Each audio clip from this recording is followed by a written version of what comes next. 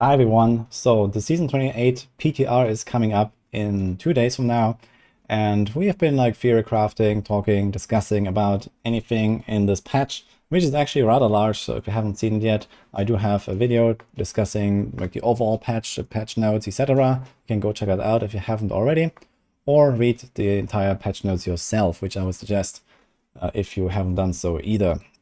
And if you have seen the season theme, you will know that it's very much potion based. So I have these upgrades here that trigger certain effects when you use your potion, and they all seem quite powerful. In particular, the third one here, the AC.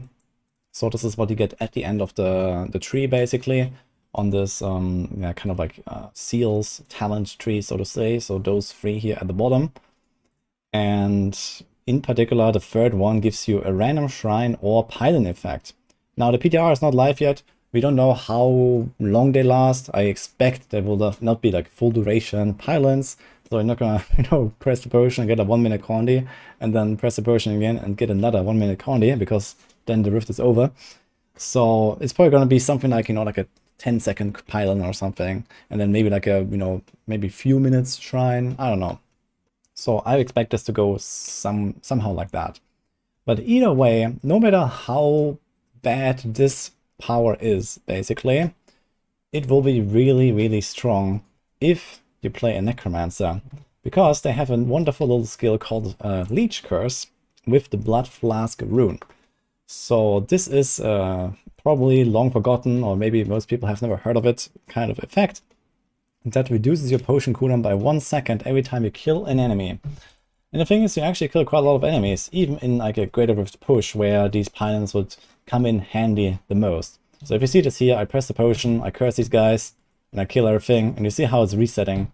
It's kind of like, using a Zodiac ring or a Messerschmitt, basically, for your potion.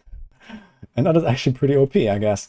So potentially you can include this in various Necromancer builds that already have a curse on a bar, or maybe you can replace one skill or so and get this effect in there, which is actually a really powerful like life recovery on its own. And on top of that, you have this potion reset mechanic. And Necromancer is already looking like basically the overall best class next patch, even without this effect included.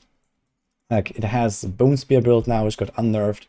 You have Rathma as a huge, really strong Rift Guardian killer. You have the Nova build, which is going to be one of the best solo pushing builds, probably the group meta build for 4-man high tiers. And you have a bunch of other little things, like red runs, that are also here. So I think in reds, it's probably not really feasible, but for all of the other builds, either you already have a curse, or you can, swap out a skill and get this in.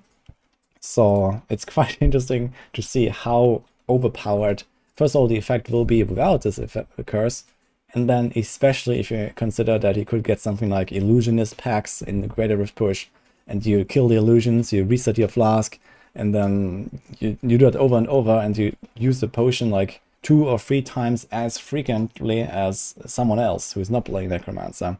So it's going to be pretty busted, I believe. Now, obviously, we have to wait for the PTR to actually see those things in action, but this is definitely one thing that I will try out at the earliest I can. So you're probably going to start with some Demon Hunter and then straight to this, because I want to see those potion effects once we have them unlocked. The thing is that this is actually the only effect in the game that actually has the ability to reduce your potion's cooldown, and this is completely exclusive to Necromancer. It will probably not work for party members. I've actually never tried that, but it seems like it just works for your own potion. So in groups, you can use this as a DPS player, which is quite useful because you can get power pylons, you can get shield pylons for your Squirt's necklace and these kind of things. But you probably can't really use this as like a support character outside of maybe proccing a little bit of conduit damage here and there. But either way, I think this is going to be super powerful. So watch out for this. Considering that this rune in particular, and even the Leech Curse in general, has not really seen that much use in the past, besides maybe here and there some niche builds, it's going to be quite interesting to see this in action. And depending on how overpowered this turns out, I wouldn't be that surprised to see actually a change to this rune in particular, because outside of this season theme, I don't think anyone would ever use this, because there's simply like other better runes. Or yeah, maybe maybe you would use it if you want to run the Leech Curse, but it doesn't really have such a huge impact without this season theme. Either way, let me know what you think about this, for any kind of ideas how to include this in various Necromancer builds, for example, and maybe some scenarios where this will be like super OP or something like that. I'll be quite curious to hear, and maybe we get to play around with this a bit before it gets Omega nerfed, I guess. But let's see what happens on the PTR.